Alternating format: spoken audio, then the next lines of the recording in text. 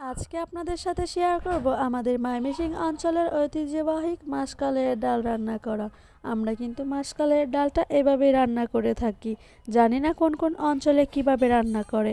আমাদের ময়মনসিংহে কিন্তু মাসকলাইয়ের ডালটা অনেক বেশি প্রাণপ্রিয়। বিশেষ করে আমার আব্বুর অনেক পছন্দ। কিন্তু মাসকলাইয়ের ডাল খাওয়ার জন্য প্রস্তুত করা কিন্তু অনেক বেশি কষ্টের, আর খেতে কিন্তু অনেক বেশি মজা। তো চলেন দেখা যাক আজকে আমরা কিভাবে মাসকলাইয়ের ডাল রান্না করি।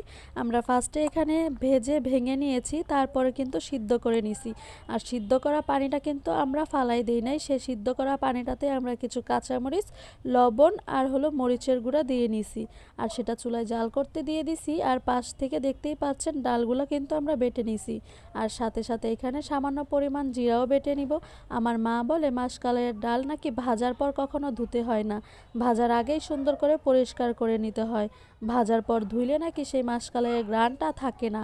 তো দেখতেই পাচ্ছেন আমাদের বাটা হয়ে গেছে। তারপরে বাগারের জন্য হালকা করে একটু থেতো করে নিচ্ছি পেঁয়াজ আর রসুন। আর এখানে আমরা একটু মিক্সড করে নিচ্ছি, না হলে দেওয়ার সাথে সাথে চাকা চাকা হয়ে যাবে, তার জন্য সুন্দর করে একটু মিক্সড করে নিচ্ছি। দেখতেই পাচ্ছেন আমাদের বলক কিন্তু আসা হয়ে গেছে। কিছুক্ষণ চুলায় রাখি, তারপরে কিন্তু আমরা এটা বাগার দিয়ে নিচ্ছি। আর বাগারটা কিন্তু আমরা খুব সিম্পল জিনিস দিয়েই করে নিই। এখানে শুধু পেঁয়াজ আর রসুন কুচি দেওয়া হয়েছে, হালকা একটু পাটাতে থেতলায় নেওয়া হয়েছে।